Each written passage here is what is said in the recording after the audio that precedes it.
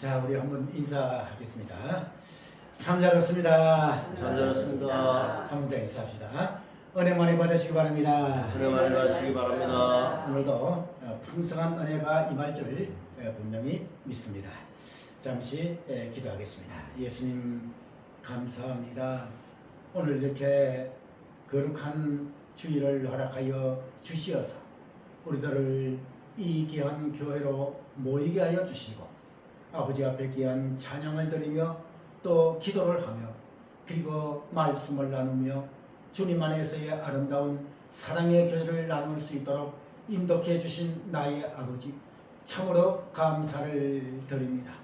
이렇게 남북으로 대치되어 있는 이러한 상황 속에서도 우리가 마음껏 찬양 부르고 싶을 때에 찬양 부르고 마음껏 기도하고 싶을 때에 기도할 수 있는 이러한 환경과 여건을 허락해 주신 나의 아버지 참으로 감사를 드리며 이 시간 예배를 드릴 때에 악하고 악한 군대 마귀와 악하고 악한 군대 귀신들 일절 틈타지 못하도록 예수님의 보혈로 예수님의 이름으로 물리쳐 주신 줄 분명히 믿습니다.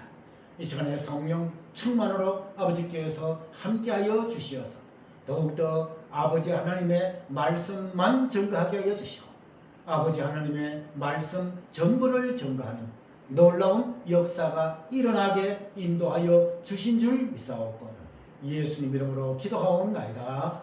아멘. 할렐루야. 자, 오늘 마태복음 10장 1절에서 15절에 있는 이 말씀을 가지고 오늘 생각해 볼 제목은 5대양 6대주의 선교하라. 5대양 6대주의 선교하라 라고 하는 이러한 제목으로 오늘 말씀을 나누도록 하겠습니다. 자, 이 선교, 선교는 무엇이냐? 선교는 여러분들 잘 아시는 대로 영어로는 미션입니다. 그러면 이 선교는 뭐 하는 것이냐? 바로 선교는 죽으러 가는 것이다. 외국으로 선교사로 파송되어질 때는 외국으로 죽으러 가는 것이다 그 말이에요. 그러니까 선교는 무엇이냐? 곧 순교다. 이렇게 얘기를 할 수가 있습니다. 다시 말해서 선교하는 자는 순교할 각오로 선교사로 가야지 된다. 이렇게 얘기할 수가 있는 그러한 것입니다. 오늘 본문에 나오는 이 5대양 6대주의 세계 선교하라고 하는 이러한 이 말씀은 저에게 벌써 수십 년 전부터 이 사명을 저에게 주셨어요. 그래서 서울에서 목회를 할 때에도 이렇게 귀한 사명을 가지고 계속해서 사명받아 기도하였고 그리고 실질적으로도 또 개척교회를 하면서도 선교를 하는 이러한 놀라운 역사가 일어난 것을 볼 수가 있고 그리고 대신대 교수를 거쳐서 지금 목회를 하는 이러한 순간까지도 선교와 뗄래야 뗄 수 없는 이러한 불가분리의 관계로 하나님께서 맺어주신 이러한 선교다 그 말입니다. 그렇기 때문에 우리는 선교는 해도 되고 안 해도 되는 것이 아니라 반드시 해야지 되고 하되 수없이 하고 한없이 해야지 된다 라고 하는 것을 우리는 여기서 잘 알 수가 있습니다.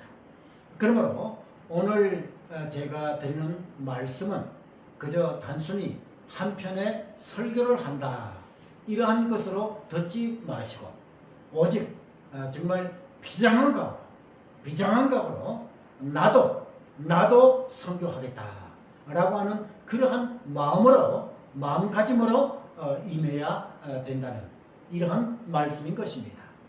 그러니까 우리가 일반적으로 선교에 대해서 설교를 할 때는 그저 선교는 그렇게 지나가는 것이고 나와는 아무런 상관이 없다 라고 하면서 말씀을 들은 그러한 분들도 있을지도 모릅니다. 그러나 오늘 이 말씀드리는 이 설교는 정말 비장한 각오로 여러분들 이 설교를 들으시고 그리고 또 나도 다른 사람이 설교하면 되지 나는 상관이 없다. 그런 것이 아니라 내가 먼저 선교해야지 되겠다라고 하는 이러한 심정으로 우리가 이 말씀에 임해야지 된다는 것을 볼 수가 있습니다.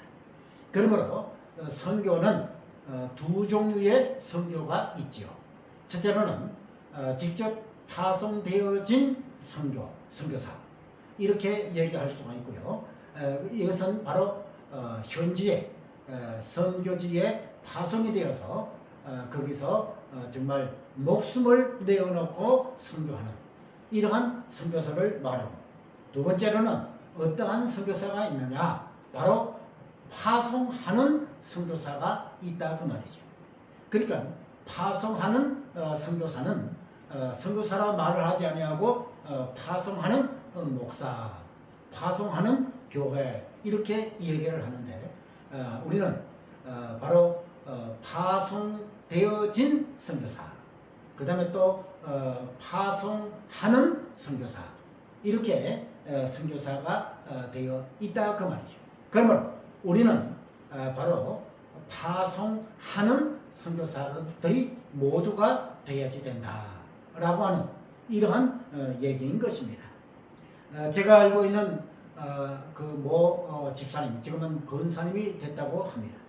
그 권사님께서는 한 가정, 권사님 가정에서 선교를 몇 가정을 하느냐. 권사님 가정은 그저 남편이 조그마하게 건축업을 하는 그러한 가정이에요.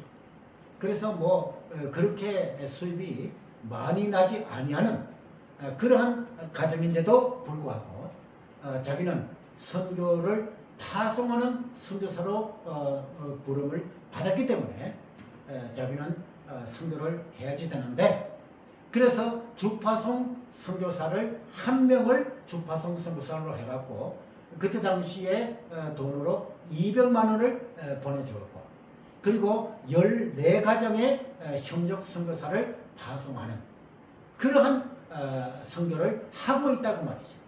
지금도 하고 있다고 말이죠. 그렇기 때문에 그 가정에 하나님께서 복을 쏟아 불어 넣어 주시는데 쌓을 것이 없도록 지금 허락하여 주셔가지고 지금은 대그룹의 건설 회사의 대건설 회사가 되어 있는 이러한 것을 볼 수가 있습니다.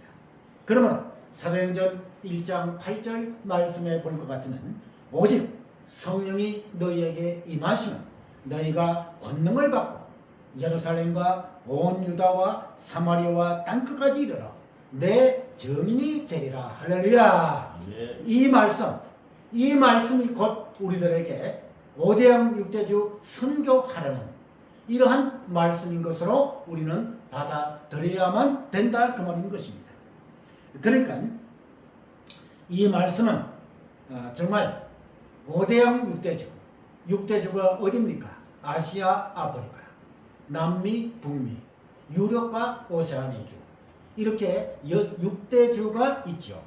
이 5대양 6대주에 바로 땅끝까지 이르러 내 증인이 되게 되리라 이렇게 말씀하고 있는 이 말씀을 보면서 우리들이 먼저 가져야 될 덕목이 뭐냐?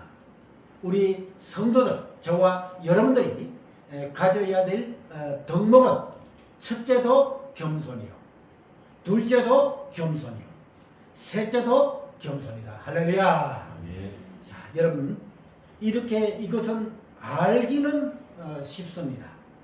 알고는 있습니다. 겸손해야 된다. 그런데 자기가 실질적으로 생활을 해보면 벌써 교만해져 있는 자기 자신을 발견할 수가 있어요. 내 자신도 그런 경우가 너무나도 많은 것을 보면서 깨닫는 동시에 하나님 앞에 회개를 합니다. 하나님, 교만해진 제 자신을 용서하여 주시고 첫째도 겸손이요 둘째도 겸손이요 셋째도 겸손한 이러한 종이 되게 해 주옵소서 라고 기도하고 있다고 하는 것입니다. 여러분들도 마찬가지로 겸손, 첫째도 겸손, 둘째도 겸손, 셋째도 겸손한 이러한 여러분들이 되어지신 줄 분명히 믿습니다. 두 번째로 뭐냐? 우리들이 가져야 될 비전.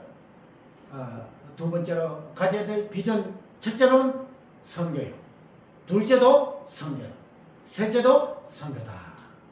이렇게 우리들이 가져야 될 그러한 덕목과 우리들이 가져야 될 비전, 이것에 대해서 알아보았는데 우리는 이 두 번째로 나오는 우리들이 가져야 될 비전은 첫째도 선교요, 둘째도 선교요, 셋째도 선교다 라고 하는 것을 여러분들 또 명심해야만 된다 그 말인 것입니다.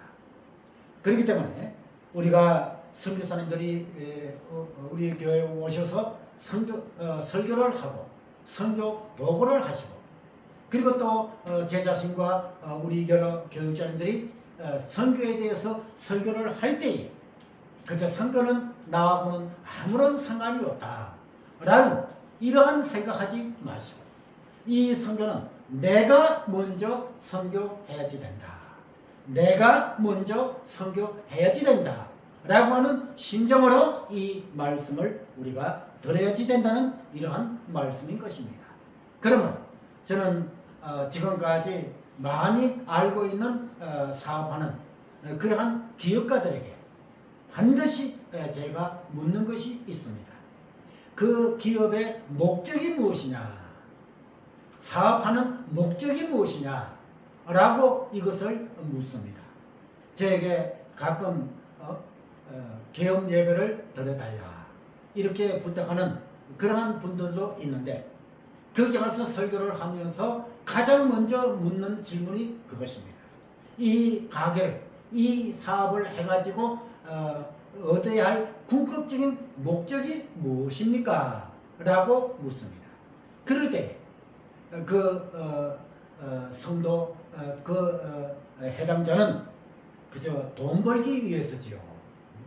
그리고 잘 먹고 잘 살기 위해서지요. 이렇게 대답하는 사람들이 대부분이다 그 말이에요. 그러나 우리는 기업하는 목적, 사업하는 목적, 장사하는 목적, 이 목적은 다른 것에 있는 것이 아니라 잘 먹고 잘 살려고 하는 것이 아니라 하나님께서 이 사업과 기업을 허락해 주신 것은 반드시 그 목적이 5대양 6대주에 선교하시라고 그렇게 기업을 사업을 허락해 주시다 그 말인 것입니다.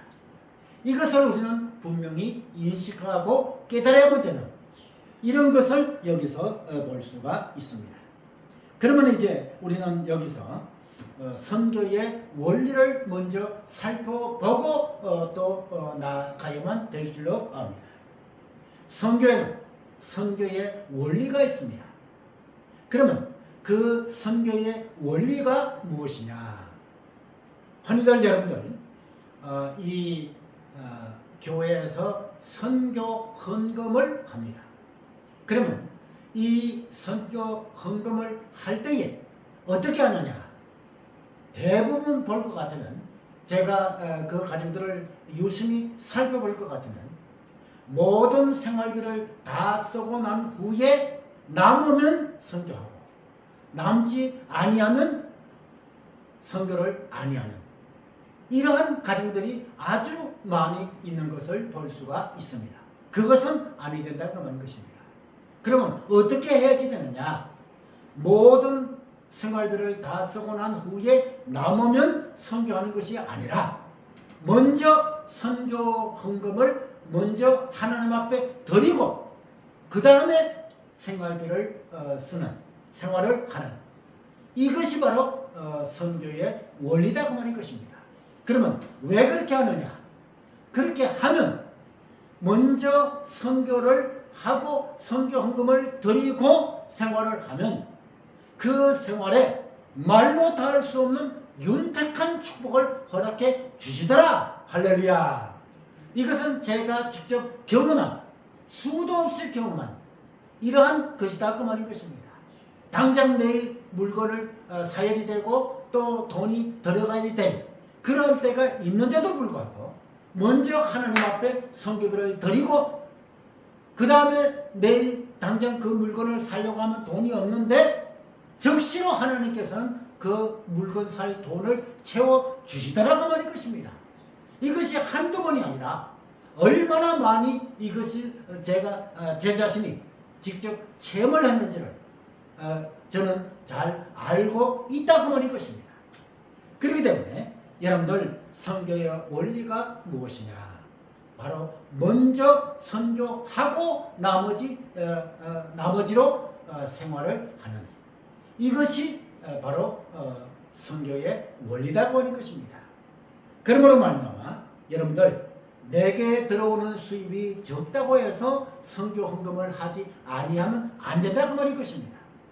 아무리 적은 수입이라고 할지라도 거기에서 부담이 되지 않는 선에서 자기가 선교비를 책정해 갖고 매달 드리고 그 다음에 생활을 하는 이것이 바로 선교의 원리고 또 이렇게 선교 헌금을 하나님 앞에 드릴 때는 반드시 하나님께서 그 드린 액수의 7만 배 이상으로 채워주시더라 라고 하는 것을 우리가 잘 인식하고 이것이 성경에서 말하는 선교의 원리인 것을 우리는 잘 알 수가 있습니다. 그 다음에 이제 본문 여러분들 2절 말씀을 보시기를 바랍니다. 본문 2절 말씀을 보실 것 같으면 12사도의 이름은 이러하니라 라고 하였습니다. 여기서 사도라고 하는 말씀이 나옵니다. 이 사도라고 하는 말은 헬라어 원문에 아포스톨로스라고 하는 뜻이 있습니다. 그럼 이 아포스톨로스라고 하는 그런 뜻이 무엇인가? 바로 보냄을 받았다라고 하는 뜻입니다.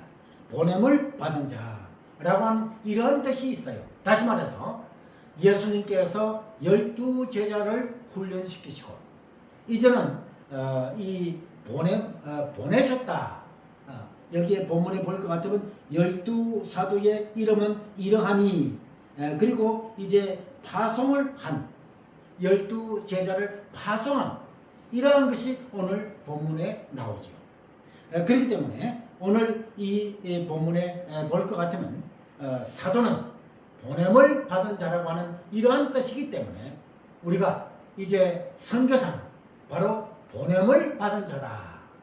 이러한 뜻인 것을 볼 수가 있습니다. 그러므로 이제 예수님께서는 5절 말씀에 볼 것 같으면 예수께서 이 12를 내어 보내시며 라고 말씀하셨습니다. 내어 보내시며 이것은 무엇인가? 바로 12사도를 파송하였다고 하는 이러한 뜻이다 그 말인 것입니다. 예수님께서 이제 제자들을 훈련을 시키시고 난 후에 이렇게 내어 보내시며 다시 말해서 12사도를 파송하였다고 하셨다고 하는 이러한 말씀인 것을 여기서 볼 수가 있습니다. 그러면 파송되어진 우리 예수님께서는 파송되기 전에 우리 예수님께서는 어떠한 일을 하셨는가? 본문 여러분들 1절 말씀을 보시기를 바랍니다. 1절 말씀에 보실 것 같으면 더러운 귀신을 쫓아내며 모든 병과 모든 약한 것을 고치는 권능을 주시니라. 할렐루야. 아멘. 자, 여기에서 우리 예수님께서 제자들을 파송하시기 전에 반드시 하신 일이 있으신 것을 볼 수가 있지요. 그 제자들에게 그냥 파송하라고 하신 그런 것이 아니라 오늘 본문에 보니 더러운 귀신을 쫓아낸다. 이 귀신을 쫓아내고 그 다음에 모든 병과 모든 약한 것을 고치는. 자, 여러분들 질병이 얼마나 많이 있습니까? 그리고 나의 약한 부분이 얼마나 많이 있습니까? 이런 것을 고치는 그러한 권능을 제자들에게 주셨다. 이렇게 말씀하고 있습니다. 그렇기 때문에 이 예수님께서 파송 전에 사도들에게 권능을 주셨는데 이렇게 귀신을 쫓아내고 병 고치는 그런 권능 또 약한 것을 고치는 권능 얼마나 귀한 그러한 권능인가 라고 할 수가 있죠. 그렇기 때문에 파송되어질 선교사님들도 바로 이러한 예수님께서 주시는 권능 예수님께서 주시는 이 권능을 반드시 받고 파송이 되어져야만 된다 그 말인 것입니다. 그렇기 때문에 파송되어질 선교사들은 반드시 이 예수님께서 주시는 이 권능을 달라고 새벽마다 간절히 기도하면 반드시 이 권능들을 하나님께서 주신다 그 말인 것입니다. 자, 그 다음에 12사도에게 파송되어져서 해야 할 일들을 당부하신 그러한 내용이 나오죠. 5절 말씀에 여러분들 기록이 되어 있습니다. 거기에는 이제 파송되어져 가지고 해야 할 일들 그 해야 할 일들이 무엇인가 5절 말씀 여러분들 보시기를 바랍니다. 거기에 볼 것 같으면 천국이 갖고 왔다고 전파하라. 천국이 갖고 왔다고 전파하라. 복음을 항상 전파하라는 이러한 말씀이고 그 다음에 병든 자를 고치라. 그 다음에 뭐예요? 귀신을 쫓아내라. 그 다음에 거저 받았으니 거저 주어라. 그 다음에 또 뭡니까? 물질을 가지지 말라. 그 다음에 옷이나 신이나 지팡이를 가지지 말라. 그리고 또한 어떻게 하라고 하셨는가? 평안하기를 빌라. 어느 곳에 가든지 어느 집에 가든지 거기에 평안하기를 빌라. 이 에이레네 평강, 평화, 화평, 이 평안 다 같은 말이죠. 이렇게 평안하기를 빌라. 이렇게 가르쳐 주신 것을 여기서 볼 수가 있습니다. 이것이 바로 선교사들이 해야 할 일들이다 그 말이죠. 예수님께서 부탁하시고 당부하신 이러한 일들을 우리는 반드시 해야만 된다는 이런 것을 여기서 보여주고 있습니다. 그리고 여러분들 본문 16절에서 23절 말씀에 보실 것 같으면 어떻게 기록이 되어 있습니까? 양을 이리 가운데 보는 것 같다. 양을 이리 가운데 보낸 것 같다 라고 하는 것을 여기서 볼 수가 있습니다. 그러면 이것은 무슨 뜻인가? 복음을 전거할 때 다시 말해서 선교사님이 선교 현지에서 선교를 할 때에 환난과 핍박이 있을 것이라고 하는 것을 여기서 잘 보여주고 있어요. 여러분 선교사들은 또 복음 증거하는 전도자들은 뭐 그렇게 증거하면 그저 7만 배 이상의 축복을 받고 평안이 오고 기쁨이 넘치는 줄로만 생각하시지요. 그러나 오늘 본문에는 그런 말씀도 있지만 그 외에 다른 말도 있다 그 말이에요. 그래서 본문 16절에서 23절 말씀해 볼 것 같으면 양을 이리 가운데 보는 것 같다. 이렇게 말씀하시다 그 말인 것이죠. 그러면 이 말씀의 뜻이 무엇인가? 복음을 전가할 때에 파손되어진 그러한 사도들이 복음을 전가할 때에 얼마나 힘들고 얼마나 어려운 이러한 일들이 있는 것인 것을 잘 가르쳐 주고 있는 이러한 귀적인 것을 볼 수가 있죠. 여러분들 사도 베드로가 길거리에 나가서 외칠 때에 복음을 전도할 때에 어찌할꼬 하면서 3,000명, 4,000명, 5,000명이 하루에 회개하고 돌아오는 대기적의 역사가 일어난 것을 사도행전을 통해서 우리는 잘 볼 수가 있습니다. 그러므로 이렇게 놀라운 기적이 일어나고 역사가 일어나니 그때 당시에 종교적인 지도자들이 이 사도 베드로를 결국은 감옥에 가두는 이러한 일들이 일어난 것을 볼 수가 있지요. 그리고 핍박하고 그리고 복음을 전가하지 못하도록 가던 수단과 방법을 가리지 아니하고 이렇게 핍박한 것을 볼 수가 있습니다.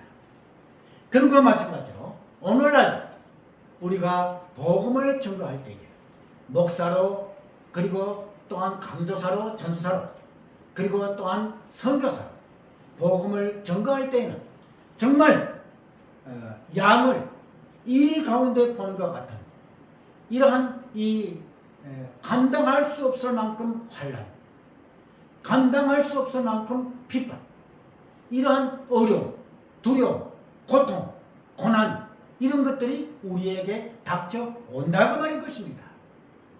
그렇기 때문에 우리는 단단한 각오를 가지고 우리가 이 복음 전가하는 데에 앞장서야만 된다는 것을 여기서 볼 수가 있습니다. 저도 이제 이 말씀을 준비하면서 지금까지 제 자신이 걸어온 그러한 그 과정을 볼 것 같으면 너무나도 순탄하지 못한, 너무나도 힘들고 너무나도 어려운 그러한 과정의 연속인 것을 볼 수가 있었습니다. 그래서 이제 제 자신이 새벽마다 기도하면서 하나님 5대양 6대주의 세계 선교할 수 있도록 인도해 주세요. 우리 은혜로운교회도 은혜로운교회 성도들도 제 자신도 5대양 6대주의 세계 선교할 수 있도록 인도해 주세요 라고 수십 년 전부터 제 자신이 기도를 해왔습니다. 그리고 개척교회 당시부터 선교를 하는 이러한 과정을 지금까지 거쳐오면서 얼마나 힘들고 얼마나 어려운 일들이 많이 있었는 것을 저는 고백하지 아니할 수가 없습니다. 오늘 이 시간 이 제 자신이 이 설교를 하면서도 지난 6월달 한 달은 정말 제 심장이 타들어가는 듯한 정말 심령이 녹아지는 듯한 이러한 고통을 한 달 내내 제 자신이 겪은 이러한 것을 볼 수가 있습니다.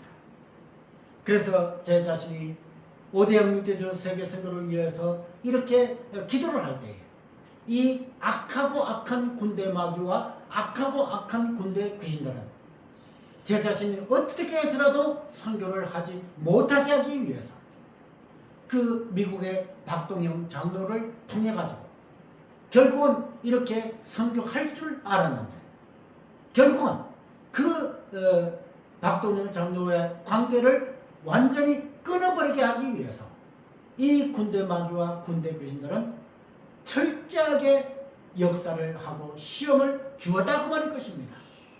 그래서 아직까지도 제 자신이 연락이 되지 않은 이러한 가운데 있다고 말이죠. 그러나 제 자신이 기도할 때에 염려하지 말라, 근심하지 말라, 내가 해결하리라, 내가 인도하리라 라고 하는 응답을 저는 분명히 받았습니다. 할렐루야. 그래서 이제 이런 과정을 겪어오면서 제 자신이 2008년도에 중국에 선교하러 갔습니다. 그런데 2008년도에 제 자신이 교수로서 대신에 교수로서 그렇게 이제 선교를 하러 갔는데 결국은 이제 교수직에서 그만두게 되었고 그리고 선교사로 가려고 그렇게 중국을 방문하였습니다. 그래서 방문해서 강의를 한 2달, 석 달 정도 강의를 하고 그리고 이제 본격적으로 거기에서 세계 선교를 해야지 되겠다. 다시 말해서 중국의 선교사로 파송이 되어져야지 되겠다.